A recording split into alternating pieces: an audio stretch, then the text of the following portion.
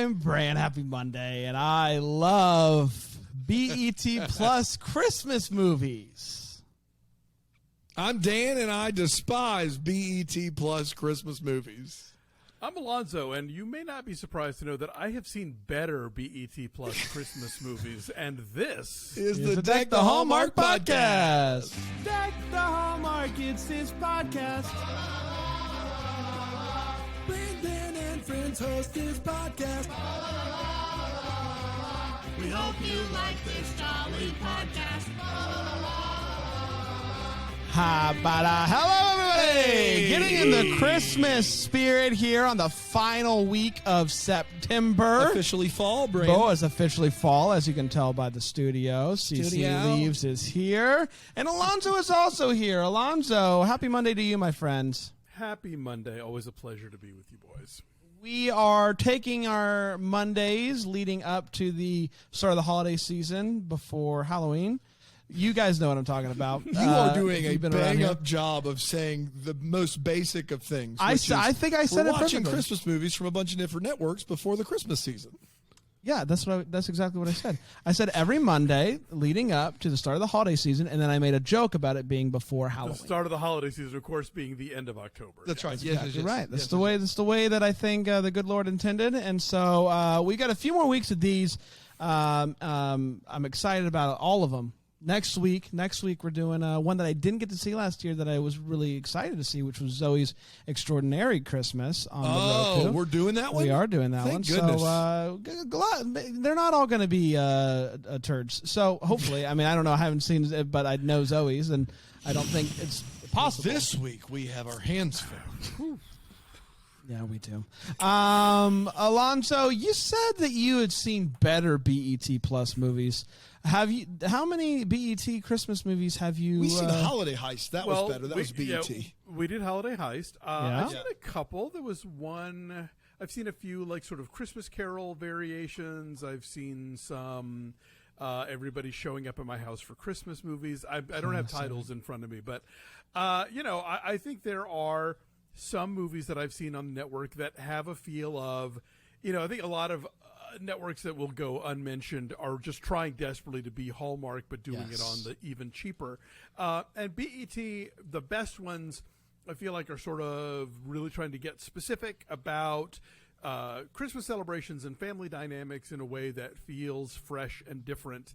And so at their best, they can be, a different experience. And then there's this one. Yeah. And now this one, it's I don't know if it actually aired on the BET network or if it was just exclusive to the streaming Plus, service. maybe. I am not sure how all of that works. But we are talking about Merry Switchmas, which originally aired or dropped, however it was, on December 9th, 2021, and it went a little something like this. We meet Denise. Denise is in what I can only assume by the lighting is heaven. She is wanting to leave her father's company and join one of his greatest competitors so that she can work with her boyfriend, who also happens to be the CEO's son. Tracking? Good. She gets the job. She immediately runs to tell her twin sister, Desiree. She asked Desiree to do her a solid. She has a really good relationship with her dad. And so she can't bear the thought of having to tell him. So she says, "Hey Desiree, what if we did a little switcheroo? And you, because you're so good at disappointing Dad, what if you were the one that told Dad that I was going to leave his company for the competitor? Because once you tell him, it's never going to come back up again. So you do the switch, you tell him, and then we'll be good to go. Yeah. Desiree says, okay, that's fine, no problem. The next day, Denise sees Desiree's boyfriend walk into another Heavenly Coffee shop, and with another girl, there's a kiss on the cheek, and Denise promptly leaves without getting her coffee, runs straight to Desiree, and says, "You won't believe what I just saw." And so Desiree comes up with an idea. What if we're doing the switch? Since we already have to switch, what if you as me confront my boyfriend about him cheating? It'd just be easier that way. It would be easier if you did that. I personally, I don't want to have that conversation with him. I don't want to tell him, what I heard or what I saw and try to hear it from him. Time management is what's happening. That's exactly right. While we're switched, we might as well do. So they come up with they hatched a whole plan, which is where we got the parents. They have a big Christmas party every year, so we'll do it at the Christmas party. Everyone's going to be there. Easy peasy. So they get to the holiday party, and basically they quickly realize that this is kind of a mess. Like, the parents are like having conversations with them switched, and like saying things about them because they think that they're talking to the cyst. It's a mess, and they're like, you know what? We don't like this. It turns out we don't like this. Now, what we also find out in all of this is that the boyfriends that Denise and Desiree have are also identical twins. What are the odds? Both of the identical twin boys are the sons. This is how that works. They would both be the son of the big competitors. So that whole family, including the CEO, biggest competition, and also apparently ex-girlfriend of the dad, they all get invited to this Christmas party. And the guys quickly realize that the girls are doing a switcheroo. And so they decide, why do they get to have all the fun? So they also do a switcheroo for, honestly, we think anyway. Honestly, reasons I'm not entirely sure why they do it, but they do a switcheroo. While all of this is happening, there's shenanigans. There's a drunk aunt. There's a drunk aunt. There's the dad having conversations with his ex-girlfriend, now deepest competitor. There's the mom who's mad at her. All of this is going on. And we get to the end of the movie, and the truth comes out, and everyone's kind of cool with it all. Denise decides that she's not going to leave her dad's business. Both of the boyfriends propose to each of the sisters, and everybody is incredibly happy with the entire party. And that, my friends, was Merry Switchmas. Yeah, you might be. We did it. You might be asking, Brand, surely you missed something. You were smoking, drinking something. Surely you missed something. I don't think that I was. You missed a lot, but none of it is comprehensible, I don't think, that you missed. And the things that you missed don't have much bearing on what the story was, I don't think. Sorry, I didn't talk about the drunk aunt of sexually harassing everyone in sight. That's on me. I know the hot takes till not after the break, but I do think this movie is harder to follow than Christmas in Carolina. Yeah. So I do feel like there's that going. You got two sets of identical twins, both switching. So there's a lot going on. Let's take a quick break. We'll come back and we'll break this movie down here on Deck the Hallmark.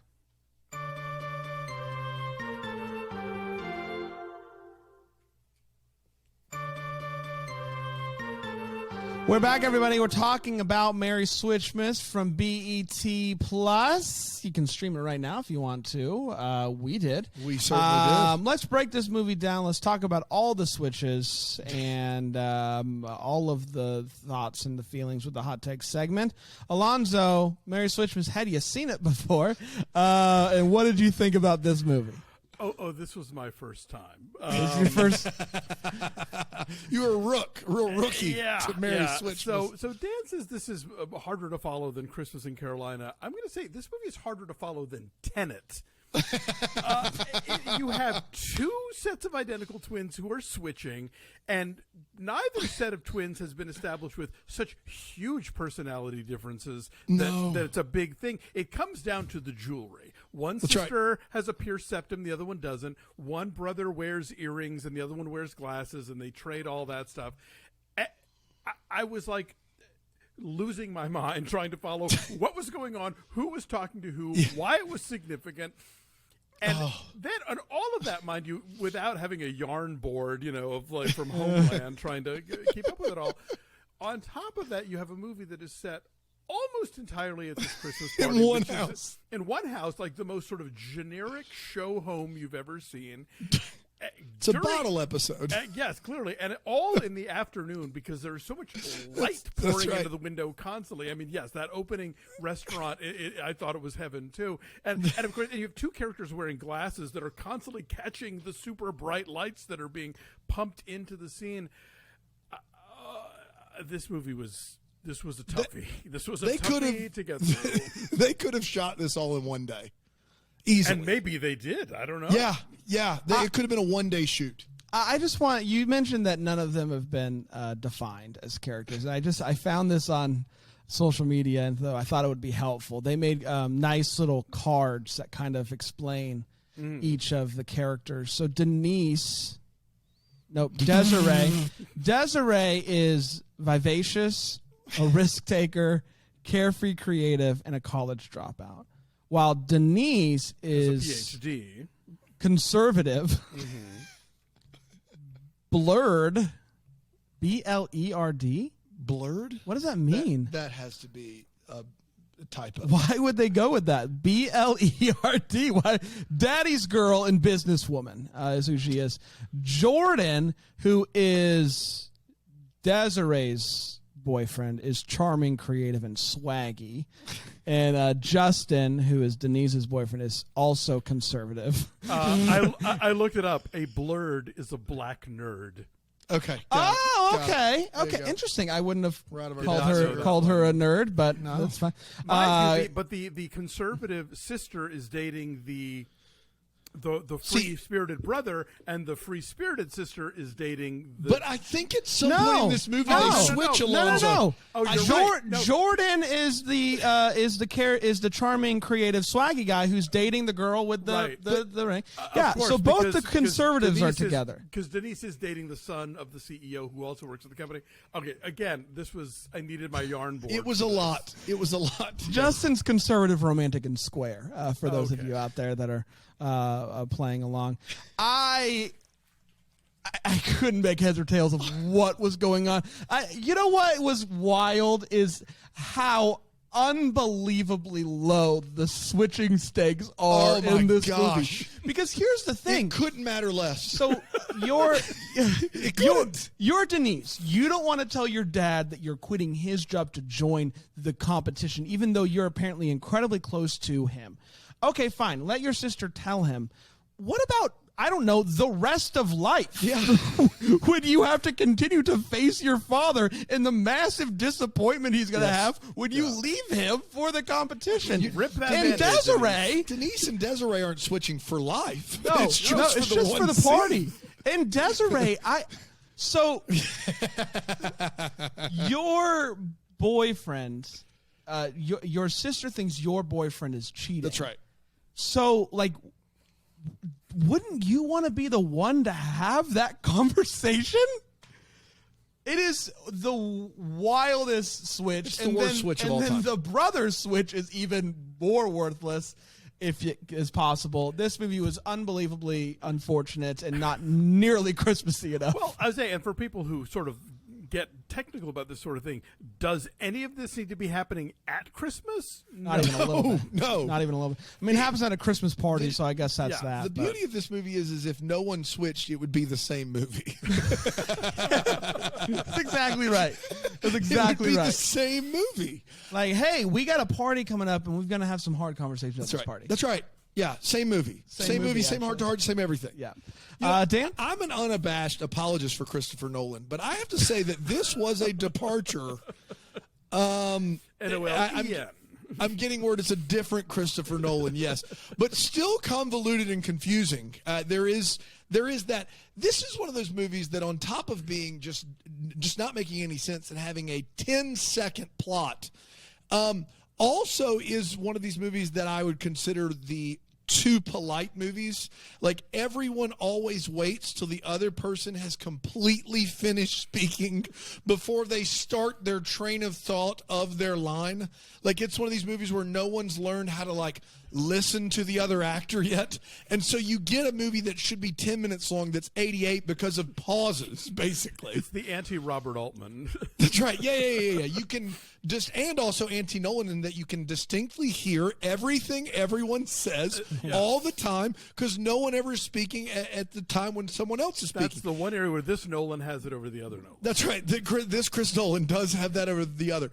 And the other thing, and I hate this, but like, this movie is predicated upon two sets of parents not being able to identify their own children as a central, integral plot point to this movie.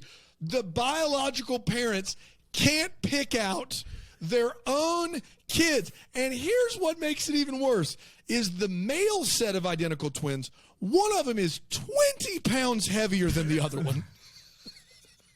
In their defense, though, a minimum can't close the. Look, I'm not saying there's anything wrong. I'm just saying there is. If you look at the two of them wearing the same suit, one of them doesn't look like the other one, and we're supposed to believe that not only can we not tell them apart, but their own biological mother, who works with them and sees them every day, can't tell them apart. in their defense, And their she did tell them apart. When she's drunk. Yes. But they say you're drunk, Bob. You don't know what you're talking about. And so she's like, I must be drunk. at They least gaslit she, her. Yeah. It is just patently absurd what we are supposed to believe in order to stomach this movie. And it is just so convoluted and needless after that. It is a laugh a minute.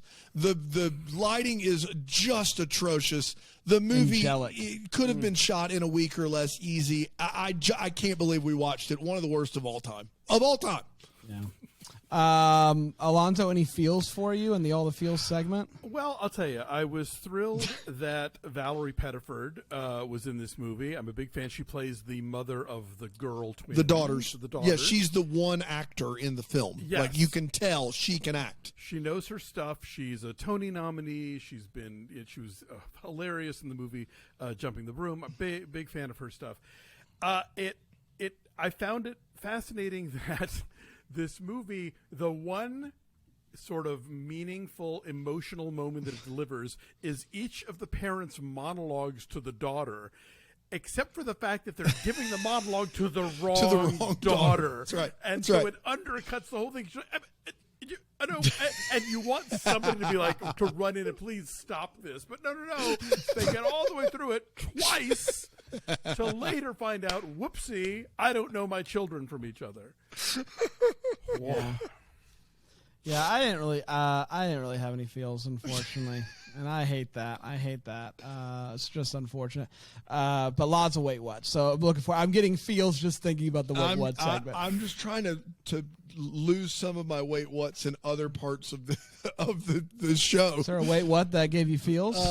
Yeah, there is a 5-minute sequence in this movie where one of our lovely actors of Mary Switchmas has decided to go off book, and her off book crutch is the word foolishness.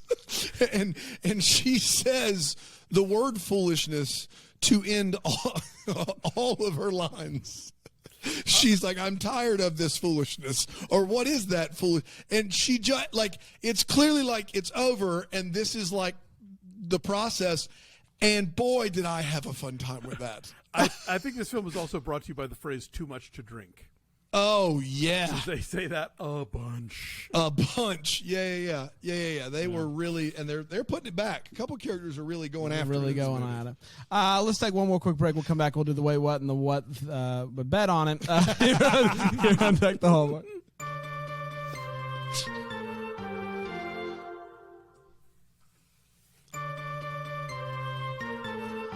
We're back to Three White Guys rag on BET movies. It's what everyone's been BET Plus joint and telling you it sucks. half a year late. We're just really crushing it today, everyone. And so it's good to be back. Let's talk about the Wait What part of the show, where we talk about what in Mary's Switchmas made us go, wait, what? Alonzo, anything stick out to you? Oh, golly, where to begin? The guy twin plot just makes no sense whatsoever. None. Even less than the woman twin plot. It's just like, why? Because I'm still not convinced they switched. It reminds me of in A Princess Bride, the scene where he's the cup that that I would take the cup in front of me that's poisoned the cup in front of you. Right. Except like the brothers are like, we know that they switched, but they don't know that we know that they switched. So we're gonna switch, but they won't know that we know that they've switched, and then we've switched. So maybe it makes more sense not to switch on purpose when we don't do it if we switch, when they don't know if we've switched, if they've switched. Yeah. It's absurd. No, yeah. And I like to think maybe that it wasn't even written that way, and then the guy showed up like, oh well, no, if they get to do a switch, we get to do a switch. We're not. Come on, Christopher Nolan. What's a Nolan joint without another twist? You know? Exactly. The thing that gets me about that, Alonzo, just to piggyback briefly, is every time anyone in this movie stops to explain the plot, which happens regularly, it only makes things worse. It is like gasoline on a fire. Like every time somebody stops to be like, so I've switched with you, right? And we're going to go and do this. It never helps. No. It always makes things worse and more convoluted and make less sense. Every time. And there's even a moment early on where like the sisters have mapped this whole thing out of like, okay, the mom's going to be here and the dad's going to be here and then the fruitcake is going to show up and then none of that matters later. None of it matters at all. You know. But they did it on a flat screen TV with dream with sequence. slides. So, boy, yeah. Now, is anyone at this party? I mean, like, there's the aunt, there's the neighbor who gets thrown into the plot at the end. Maybe like two other random people milling about, but pretty much everybody at this party is the two sets of twins, their parents, and like three other people. And so it's like, I mean, I'm guessing maybe this was a pandemic production, but still. Who do we want to invite to our Christmas party? Well, we got to invite the new neighbor. Yeah. We got to invite my biggest competition. Who's also my college girlfriend who my wife hates. And I guess our aunt. There's under a dozen people at this party. Easy. Easily. It's crazy. And the house is monstrous. Yeah. In so many ways. It is never nighttime in this movie, ever. It is always high noon, and everyone's being interrogated. Like all the lamps are on. Yeah. And then just again the whole thing with like the big emotional crux of this movie is two scenes that don't work because the speech is being given to the wrong person. Wrong person. Yes. I got a kick out of when they're getting ready to do the switch. The thing that they want to make sure that they get right is the tics they have when they're anxious. Oh, right. So don't forget, I touch my nose. Don't forget, I tap my leg. Don't forget it. Just in case we get anxious. This is going to be the telltale sign that we've switched if you're not scratching your nose. And do they ever come back to that? Back to that? No, they never do. They do not. They never do. Not but they had it in the back come back to pocket. it. That's what. The slideshow of them planning was amazing because at some point they're like, how are we going to know what the other person? And the one girl says AirPods, and an AirPod slide pops up on the screen. On the screen, yeah. It's like, I'll have one, you'll have one. And boy, do they. They do. She's a blurb. She likes the PowerPoint, you know. That's exactly right. These are the biggest earbuds I've ever seen. They're not AirPods. They're massive. And I got to be honest, I don't know why they have them. I don't either. Again, there is not one time in this movie that they're like, no, don't say that. Like, they're not using it at all. This movie has Chekhov's guns lying all over the place. They're introduced in the first act, and then we never come back to them. It's just a pile of Chekhov's no one guns. says, hey, why do each of you have one AirPod in? Not a single person. But when they are finally like found out that there's a switch going on, both of them, the first thing they do is go, I guess the jig is they take out the earbud. I was hoping for an Everything Everywhere All at Once moment where they would switch Yes. into each other, you know. I know what you got. I know you guys have been wondering about the AirPods. Seeing as Now how you get it now. everyone's asked about it. I did get a kick out of the fact that almost this entire movie takes place inside this house, and we get, I don't know, 2 or 3 reestablishing shots. Yes. In between scenes, are like, just in case you were wondering. I haven't gone anywhere. At Still in the house. least twice, a wide drone shot of the house just to go back into the house. We're still in there. We're still in the house, everybody. It's impressive. This is a little thing. It's just for brand. It's just for brand. At one point, one of the parents says to the other that we're going to get naughty so that we can save Santa a trip. And I just got to say, Santa still comes. He brings you coal. You're not saving Santa any trips here. That's part of the bit. Last but not least, at the end of the movie, one of the brothers says, "I did not come all this way to watch Aunt Mildred eat fruitcake," then proposes. What do you mean all this way? This whole thing's in town. Everyone lives here. Everyone lives in town. I ain't come all this way 5 minutes. I didn't drive from the cul-de-sac over to over to your neighborhood across the street for this. That's right. All right, Dan, what do you got, buddy? I have good. Sorry, Smooth. I'm not good at life. Smooth. I have a lot. I would say real quickly, one of the twins early on is on the phone with his brother, and he's like pacing around real animated about a call and like, we got to fix this. I've never seen someone committed to unbuttoning his entire dress shirt while keeping his tie tied as that guy. He has 5 buttons unbuttoned. The necktie is still on. Dude, just put that thing out to pasture. Like, your shirt's pretty much off at that point. It's a Chippendale move, Dan. It's a Chippendale move. That's why I've never heard of it. They are eating breakfast with their mom. And at one point, the mom tries to order him some French toast thing. And he says, "I am lactose." he doesn't say, "I'm lactose intolerant." He says, "I am lactose. This is Sparta." Well, the worst part is he says it like 3 times. And the worst part is before that scene at the same restaurant, he orders himself a chocolate milk. That's the worst part. I forgot about that. He's like, "Can I get a chocolate milk?" "Mom, don't forget I'm lactose." What are we doing in Guess this what chocolate scene? milk is full of? Lactose. Yeah. This breakfast continues to amaze me, though, along with the rest of this movie, because she calls this breakfast just to try to push on them the importance of them buying real estate as quickly as they possibly can. Like, this is a breakfast with her 2 sons, neither of whom are married, and she just wants to stress.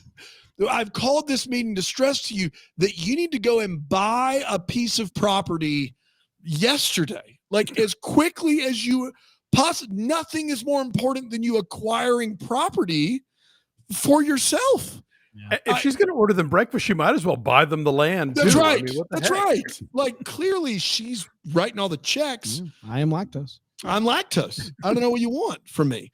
At some point, somebody says, "From your lips to baby Jesus's ears." And it's just weird to me that anyone other than Ricky Bobby is praying to infant Jesus. I was under the assumption we prayed to like grown deity Jesus, not sweet baby innocent in the well, crib they haven't said anything Christmas related in an hour, so let's work baby Jesus into this joint, please. I'm lactose. I'm lactose. I will say this. I am not here to tell anyone what they can or can't say in their life, but I don't think you should ever say the words "casual daddy chic" to your actual father. Yeah, that was a cringy. Casual daddy chic was the 3-word phrase she used. That's it. We shouldn't say that. We probably shouldn't say that. I'll add that to my list. To add to your list, just in case. Things Say not to to anyone say else, to just my not dad. your own. Yeah, that's right. At one point, What if someone's saying that to Hallmark Daddy? No, different story. Well, everybody- Casual Hallmark daddy chic, completely above board. That's my life. You're living it. Yeah, you're living the dream. You're living the Hallmark daddy chic dream. I'm gonna go see if that username is taken. You want me to keep going? You want me to wait? Go ahead. Go ahead. I'll Okay. keep you posted. Okay, good. At one point, one of the twin girls at the end of the movie says, "I had really good intentions for this evening." No, you did not. Like the best.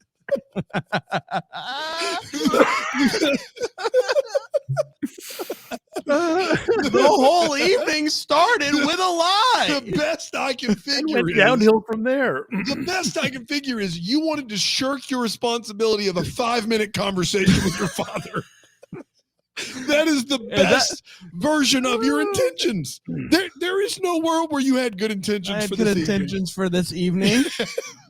And then I will say this movie is 70 minutes too long, but the last 20 minutes is just a cavalcade of apologies. It is all it is one character taking the mic and apologizing and then passing it to the next person. And Justin, I'm sorry. I knew you were lactose. Everybody's doing a full apology tour.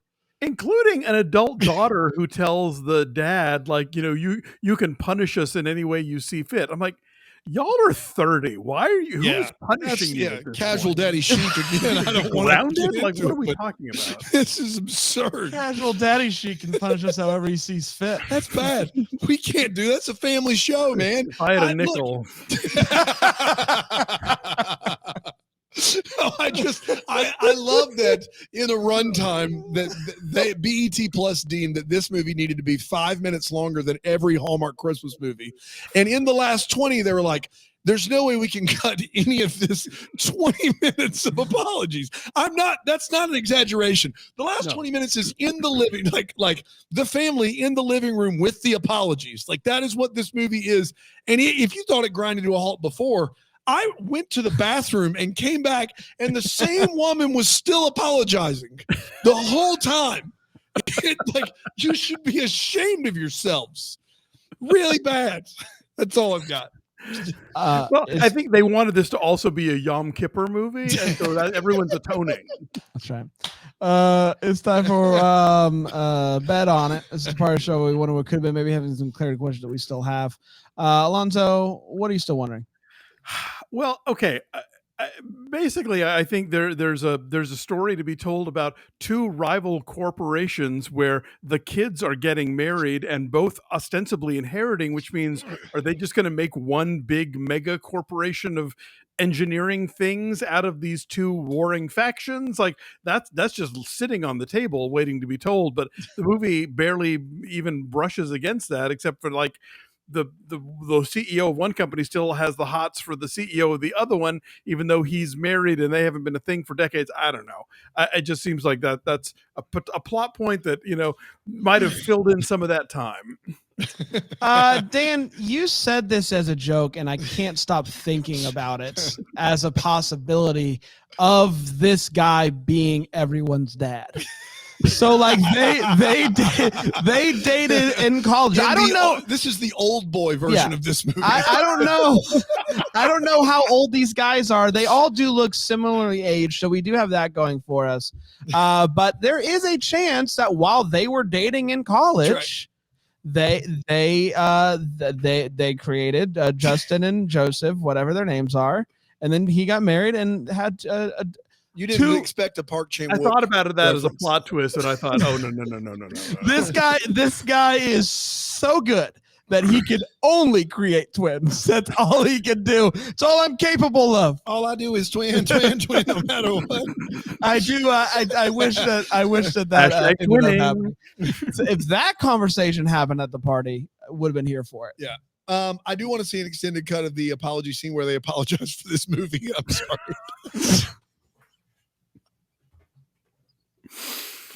I have a real one. I'm sorry. My real one is I do want to see a sequel. Where Really? Where all four twins are played by Vanessa Hudgens. Better movie. I mean, come on.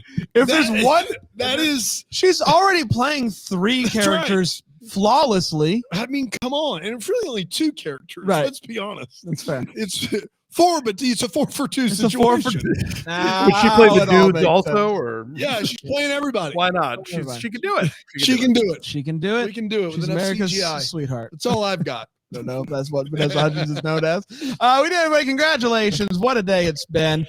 We're going to be back next Monday with Zoe's Extraordinary Christmas. You can watch that on the Roku. And we'll be singing some songs, some hollies and jollies, maybe getting a little story in there as well. Who knows? Until then, maybe we're the first to wish you a Merry Christmas.